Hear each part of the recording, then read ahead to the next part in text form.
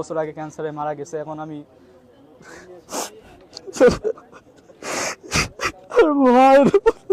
ভাগ সততা, নিষ্ঠা, আন্তরিকতা এবং স্বচ্ছতার সাথে আমরা সেই নিয়োগ প্রক্রিয়াটি সম্পন্ন করেছি।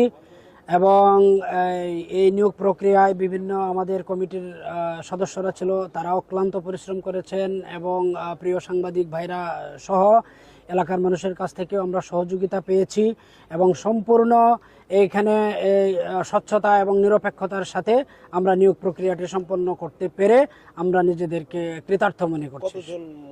এখানে শারীরিক সক্ষমতায় 239 জন পরীক্ষায় উত্তীর্ণ হয়েছিল, তার মধ্যে লিখিত পরীক্ষায় 44 জন উত্তীর্ণ হয়েছে। এই লিখিত পরীক্ষা 44 জনের মধ্যে একজন অনুত্তীর্ণ হয়েছে এবং 21 জনকে আমরা চূড়ান্ত নিয়োগের জন্য সুপারিশ করেছি, তারা নির্বাচিত হয়েছে এবং 4 জনকে আমরা অপেক্ষমান তালিকায় রেখেছি। যদি কোনো সদস্য যোগদান না করেন তাহলে আমরা অপেক্ষমান তালিকা থেকে তাদেরকে বাছাই করে নেব।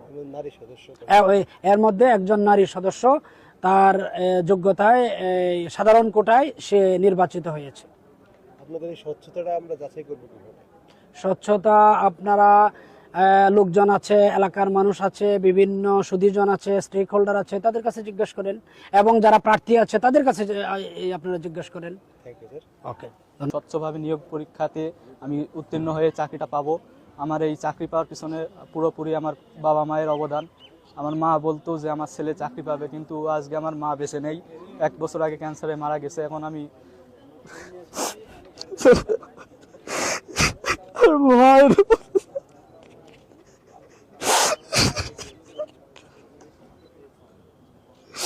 আমার মা বলতো স্যার আমার ছেলে চাকরি পাবে স্যার, আজকে তার কথা আমি রাখতে পেরেছি।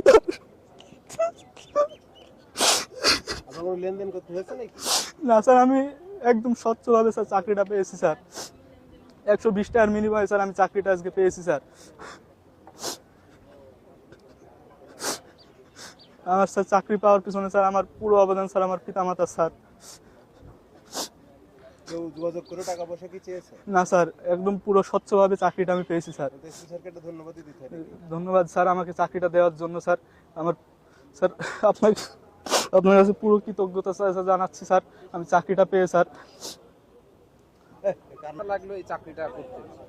আমি একদম নিজের যোগ্যতায় চাকরিটা, মেধা কোটায়, আমার কোনো টাকা পয়সা লেনদেন নেই। আমার বাবা একজন গরিব মানুষ, আমার কোনো এখানে টাকার কোনো হাত নেই স্যার। আমার ছোটবেলা থেকে মনে করেন স্বপ্ন ছিল বাংলাদেশ পুলিশে যোগদান করব, সেটা আজকে পূরণ হয়েছে। আমার আব্বু আমার পাশে আমি দাঁড়াতে পারবো। আপনার কাছে কেমন লাগছে? আমি কি বলবো, আমি বোঝাতে পারছি না কিরকম লাগছে। আজকে মনে করেন আমি সবচেয়ে খুশি।